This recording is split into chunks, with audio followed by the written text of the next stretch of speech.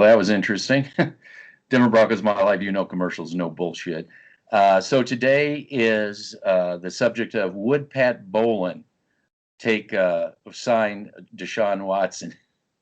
Before I get into that, we're contractually obligated today to talk about the quarterback position because the sun wouldn't rise without without talking about that. So we'll discuss the quarterback situation, and we'll also discuss the draft. No, I didn't get enough sleep last night, whatever, and it's another one of those broadcasts like last time when I had jet lag here. But with that said, the quarterback situation. You see, I want to say this right off the bat. I listen to the channels that they really are the what's the term that we use there? They call us this clickbait. I mean, if you talk about the quarterback 24/7 and obsess over it, isn't that basically clickbait? Yes. Are you really getting in depth into anything? You're just sensationalizing. What's the latest? We can talk about this quarterback, that quarterback. And one thing I noticed, and I think this is particularly true with bad football organizations, is that I think they also get into so much quarterback focus that everything else around them just goes down the tubes. So I'm going to, the channel's purpose here is to go beyond what you get at Sports Talk Radio, obviously. And I think we're going to do that today. When I hear these other platforms, talk about see what you got. We'll just see what you got. If you're a football team, you're a multi-billion-dollar corporation, basically, right? And if you're the guy that's going to run your company, you own the company, but the guy that's going to really run it for you at the ground level, do you try to give that person everything that they can to succeed? I mean, you don't just take some guy, I don't care, out of college or of some other business somewhere and just throw him in and, well, we'll just see what happens. That's not a good business model, I don't think. I think what you do is, like what you're saying, you do the smart thing. Well, you know what we're going to do too? I think we're going to have a segment where me and you discuss what would you do if you bought the Denver Broncos? How would you build the organization? I think we need to have a video just on that alone. Okay. I think we can touch on it a little bit. But if you're an owner, obviously the GM is going to be a big part of what you're doing. And what kind of owner are you going to be? Just one that's not involved? Or are you going to be totally so involved that you become Snyder or an Elway? You're going to meddle and just mess everything up. You got those extremes. But I think that you have to get the coaching down. You have to figure out what kind of system you're going to run, get the coaching, get your scouting department, and then, start just, building that, how you want to run that system. If you're obsessed with quarterbacks, you should be obsessed with the offensive line. That should be an obsession for you. You should be equally talking about that, not glossing over problems or whatever. So I don't think it's getting a quarterback is simply just, we'll see what we got. I think you've got to build the organization so that quarterback, whoever it is, if that they can be the best they can be. You can always, quarterbacks come and go. You can always, move up, get quarterbacks like Kansas City did, but they got addressed everything else, and they had a bridge quarterback, So, since everybody's obsessing with the quarterback situation, I'm just going to leave it there. I'm going to give you your say. And anyway, the question, would Pat Bowlen, if he was alive and well and Elway wasn't in the picture, would he sign off on Deshaun Watson the way things are starting to unfold in his situation? I don't think he would. I think that there's evidence over the years, and Pat Bowlen was a Denver Bronco, that he was loyal to the players that he had on his roster. I think that's one of the most underrated aspects of a Pat Bowlen team. He was very loyal to his players. I think Deshaun Watson, obviously, with all these cases coming out, and you have STR saying that they're not obligated to talk about it. Well, I'll talk about it. I think that there's probably why a lot of teams weren't that interested in him. The talent's there. The talent's there. I'll give Deshaun Watson all the credit in the world. There is talent with that guy, but there's also going to be baggage that comes with him, and I don't want that on my football team. Oh, well, Drew Lock has baggage. Well, Drew Lock is, you When you know, compare the two, yeah, when you compare the two, going back to the main objective here, I don't like talking about quarterbacks all the time because I don't think they're the most one. They are an important position, but they're not the most important position on the football team. I think the most important positions on a football team are the trenches. That's where my philosophy comes in. You have the likes of Tom Brady and Aaron Rodgers, Russell Wilson, etc., Ben Roethlisberger in Pittsburgh, Lamar Jackson in Baltimore. They have good offensive lines in front of them. They have really solid offensive lines in front of them. That's why they have helped these quarterbacks succeed, especially a guy like Patrick Mahomes. And you saw in the Super Bowl where there was a lot of his offensive linemen out, and he struggled. Because if you don't have a solid offensive line, you cannot make the reads, and you can't sit back there and read War and Peace like a Josh Allen did when he was here against the Broncos.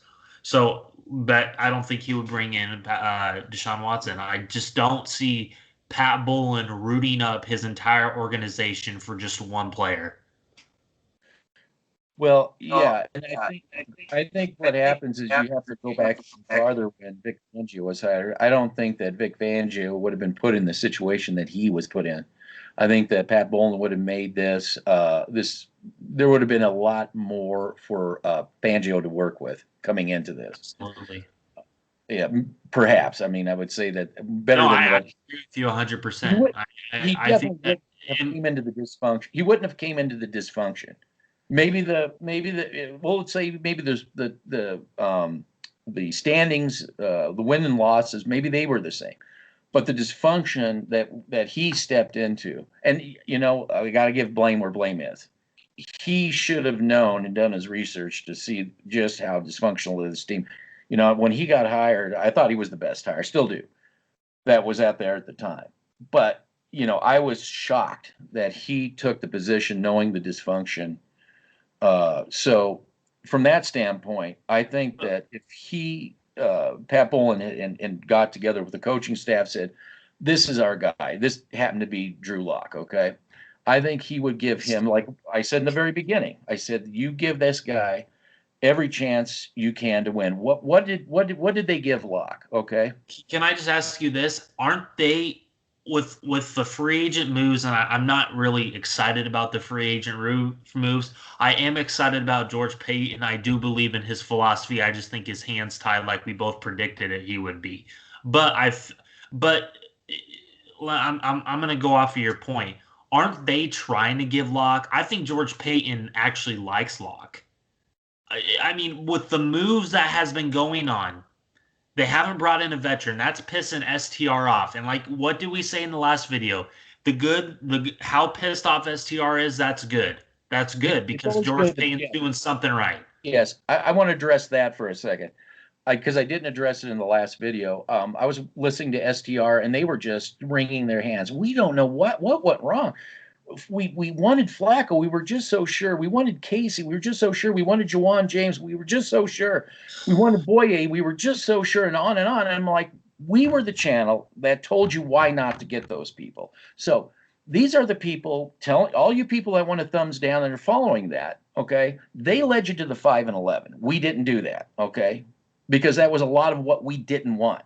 And we had people we wanted, and they succeeded where they went. Okay. So I just wanted to say that we're not the ones wringing our hands. How did we get this so wrong? So, maybe, and this is the thing. If John Elway cannot, it doesn't bring Deshaun Watson in, he can restrain himself and not go after a quarterback in the first round or any round, really, to be honest with you. Doesn't go after Bridgewater. If he can restrain himself, I will give him. I'm not going to say anything about George Payton at all. I'm going to go directly to Elway and say, thank you for actually giving you the quarterback. And I was going to get into something when you stopped me. Giving the chance that you really tried to screw him up. Now, you got this quarterback. You told me when you drafted Locke, you were going to give him this chance. Well, what did you do to make his job easier? Oh, you uprooted the system that he was thriving in. And excuse me. Then you got a guy notorious for bad play calling, bad play design. You threw that at him. And then Musgrave has to come in and revamp and tweak just to get that working. And that's down the road. And I mean, Shermer's a whole nother topic into itself. So you haven't done anything. And let's say, just say you out of whatever, you bring in Deshaun Watson. And let's forget about right now all the allegations and stuff. Is Shermer really is he really the guy that you want to work with? I don't understand it. If you were to go to get another quarterback, why didn't you get rid of? Because if you go to let me just ask you this: if they go get another quarterback, isn't that just basically telling Locke that we gave up on you, we gave up on you, considering everything that he had been through, and this is the thing. You're the Locke fan. I'm not the big Locke fan.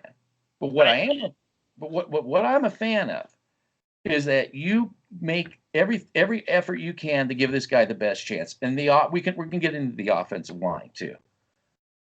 It just hasn't been there. But go ahead.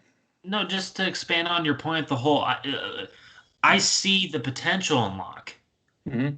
I see the potential with Locke, but they have made him into a player that has been absolutely dog crap for the past year and a half.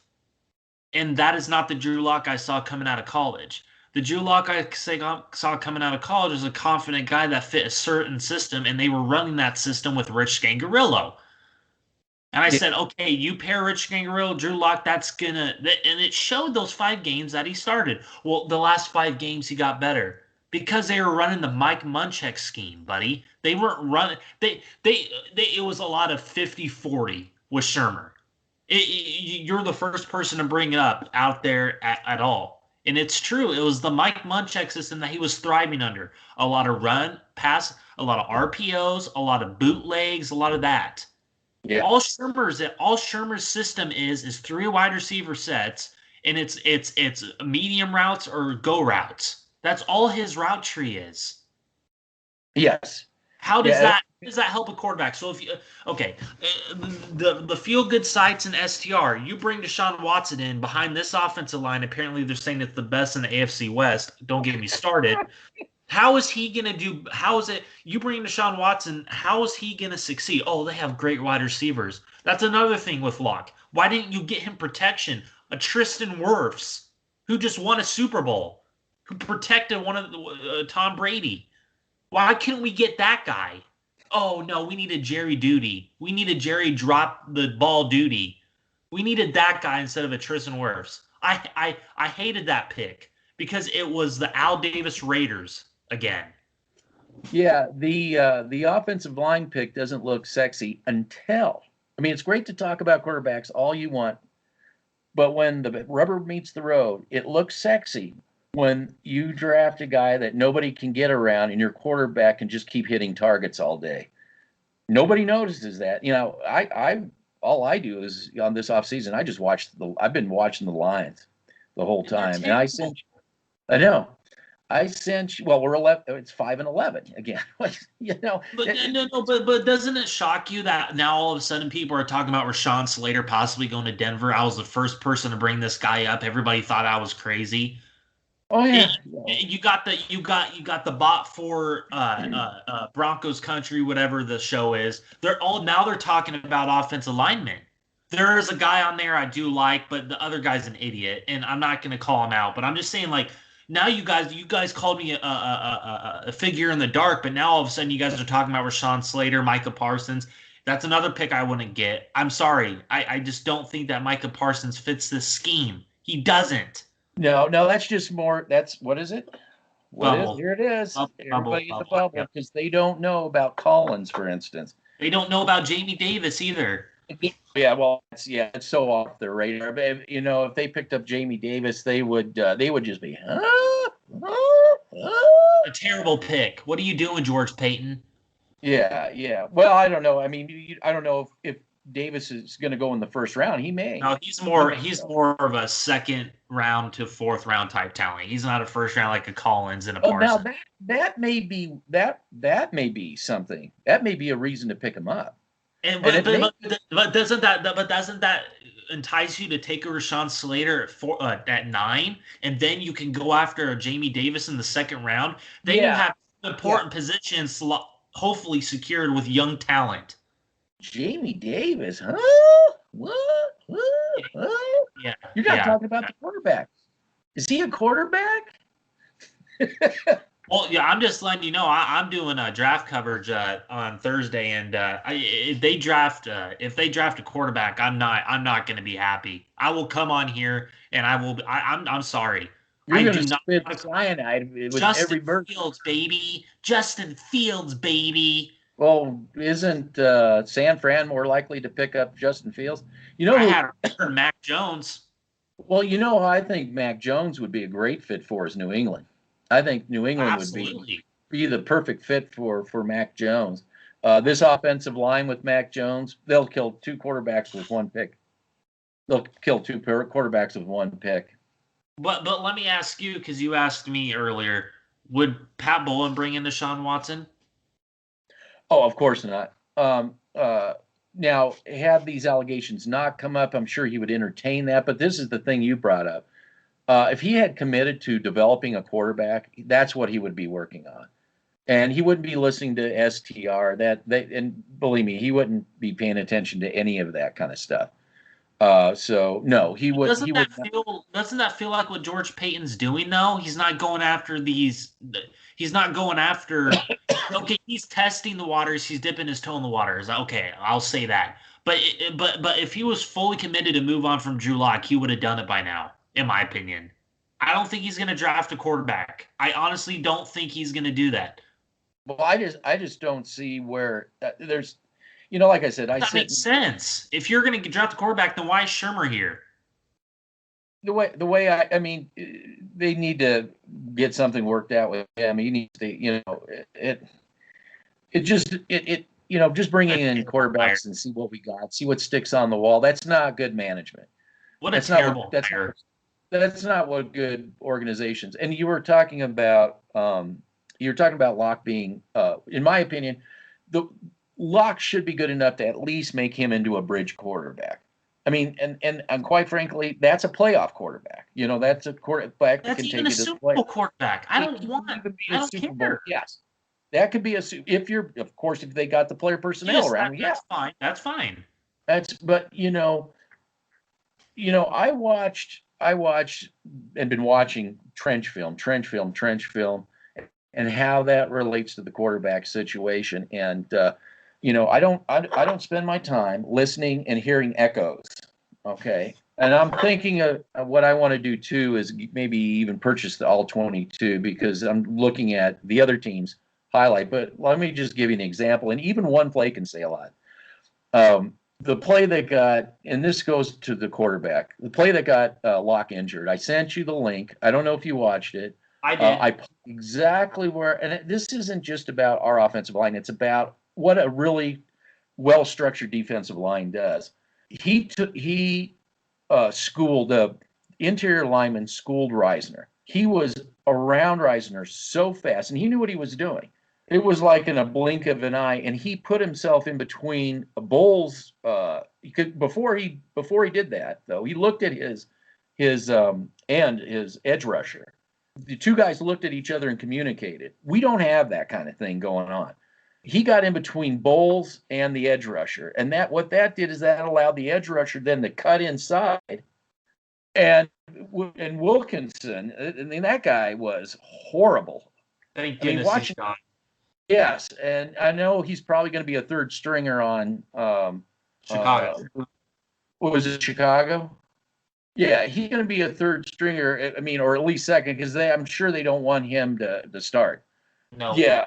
So Wilkinson broke it down, and to begin with, and then Locke had a scramble. He had no choice. But that move that interior lineman did was so textbook, cutting in front of Bowles, allowing his end to come inside at lightning speed, and then from behind, and that's what injured Locke. So that was totally on the offensive line. And Reisner said, my guy didn't contribute to any sack. Well, that's technically correct, but it's not actually accurate because because he let his guy get between Bowles and himself. Okay, he allowed that sack to happen. Reisner did, and I'm going to leave a link to it. People can go see it. So that's the kind of stuff I look at. Nobody will talk about that. They can't talk about that. They're not supposed to talk about that.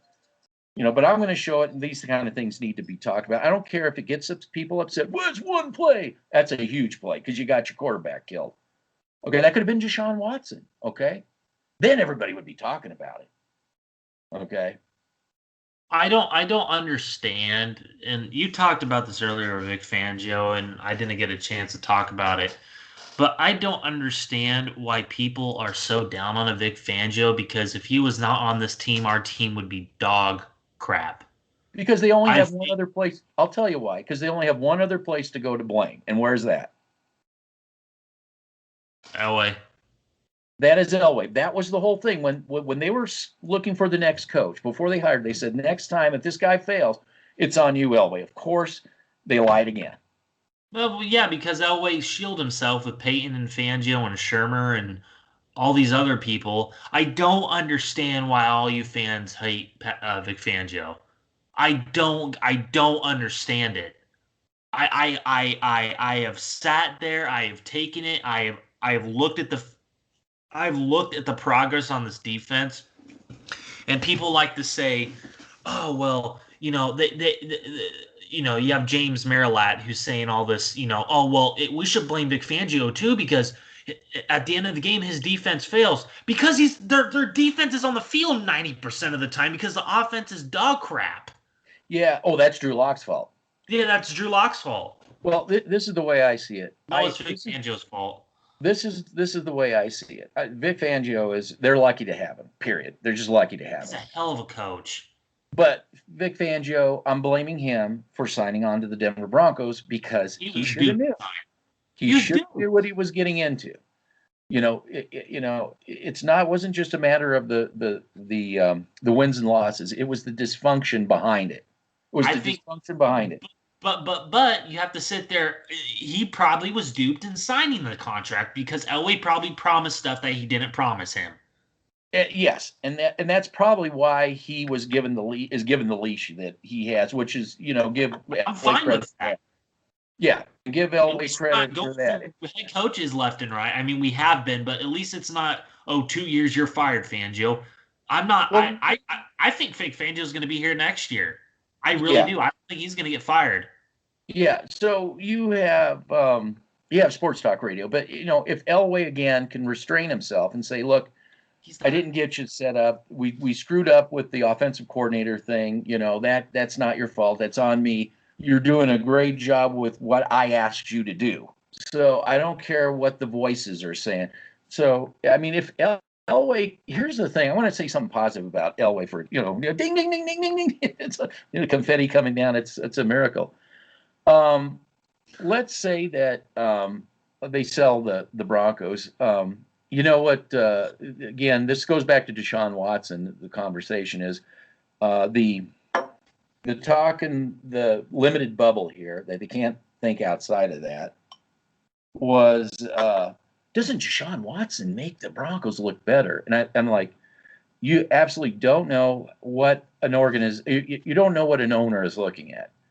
I think what Elway did correct was what somebody coming to buy the Broncos is really going to be attracted by. I think is Paton. Your number one is to get as an owner is to get a good general manager in, okay, and depending on the owner, but that's priority number one. With Paton already here, and Paton looking like hey there, hey. Paton looking like it was a correct hire for all of Elway's misfires. This looks like he may have got a winner, in the long run, right? So if you're an owner, quarterbacks come and go. That's just the way it is. And especially you ask the Texans, do they have a diamond? Is that if you ask the Texans ownership? Well, they're a bad ownership, and well, we don't know what we got coming in here. So we're saying, if you got a guy with all these allegations and there's charges, I guess that one of them went to the police and is filling out a police report. So there's girls coming out publicly and saying it. If it was just allegations, you wouldn't have they're having women come out here and saying that. I'm not trying to attack Deshaun Watson. That's what I'm not trying to do here. But I know this stuff pretty damn well. When it comes to that, that's serious. It's the NFL has got a real problem with this because, and this is the thing is, yes. the NFL, it seems like they want to make this go away. I'm wondering if they're going to try to get Deshaun Watson out of town. I'm just wondering to make this go away. And this is like, Elway's got to control himself. He's got to control himself. He won't. We don't know how this is going to affect Deshaun Watson moving forward anyway. So would an owner want this mess to deal with this mess coming? I don't think so. I think that where the diamond is, I think the diamond is in George Paton.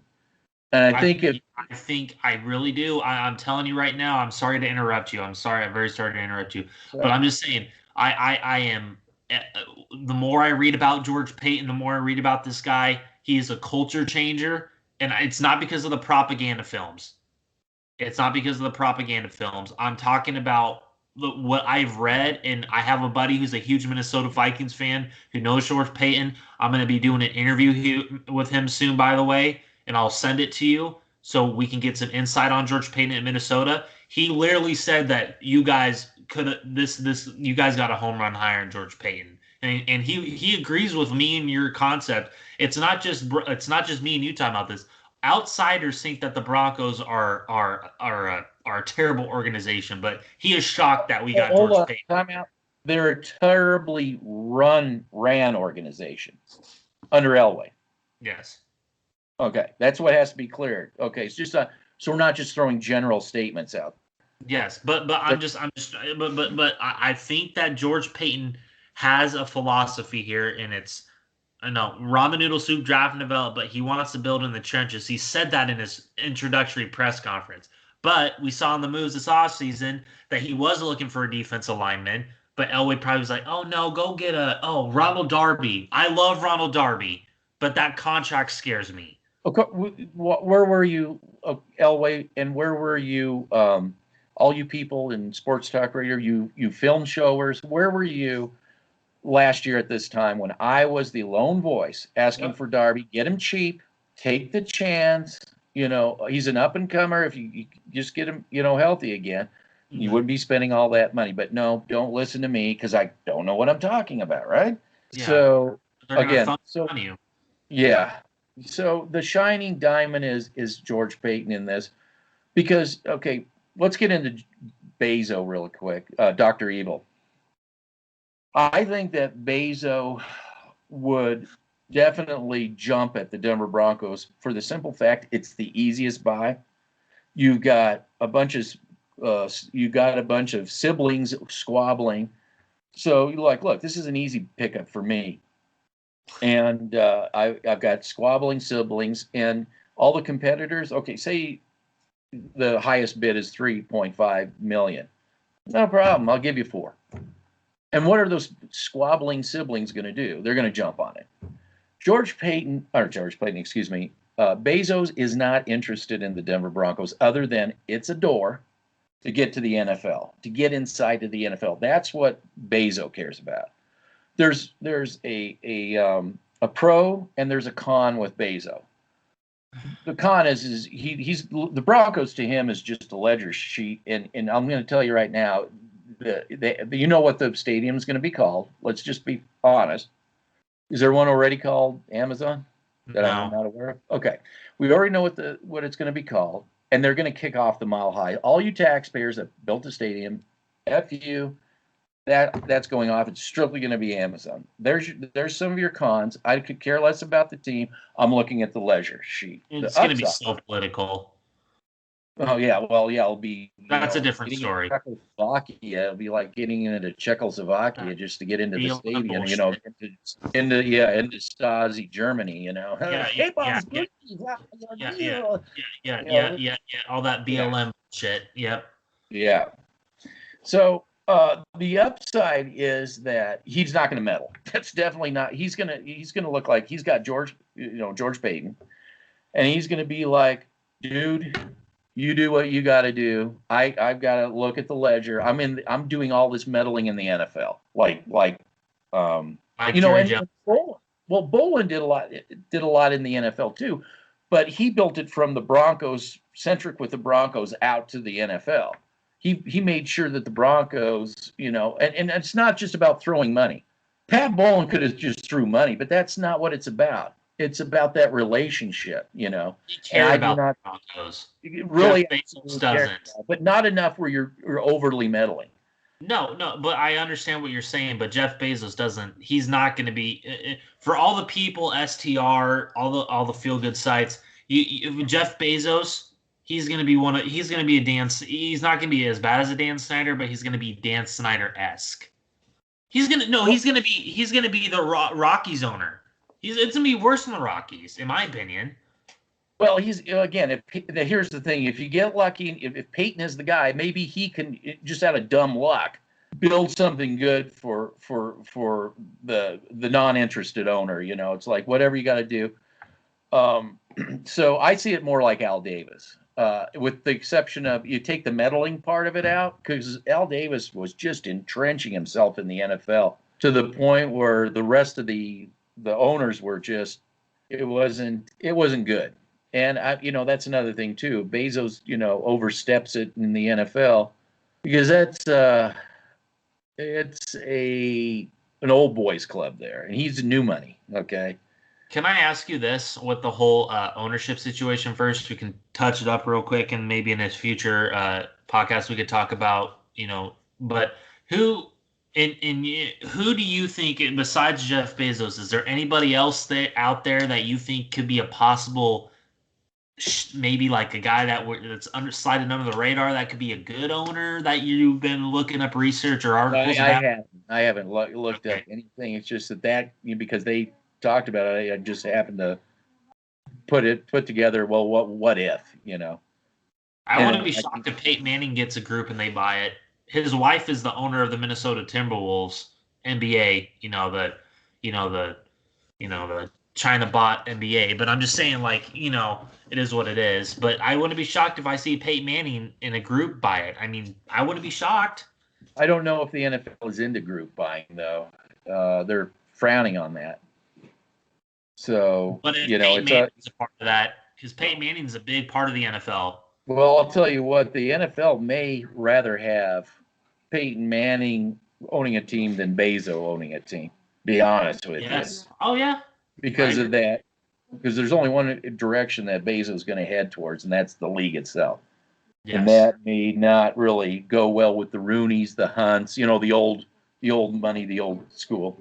From my perspective, I think that Peyton Manning's a full-on Bronco. I think that him and the Colts get along, but I think the way that ended and the way it was spiraling out of control, I think that the Colts have turned it around, and Irsay's not been as bad as he used to be. He's been letting people. Yeah, Irsay's, I believe, is the son now. The old guy's no longer in the picture, the original. Yes, but I'm just saying I think that Peyton Manning's a full-on Bronco, and I think how Pat Bowlen conducted himself when he was still alive in the brain, and et cetera, and Peyton Manning got to see that. I think Peyton Manning really wants to see this team succeed again. That would be wonderful. Yeah, if that would happen, it'd be interesting. But it's coming up. Remember, we were the first to discuss that. Absolutely. Yeah. So, yeah.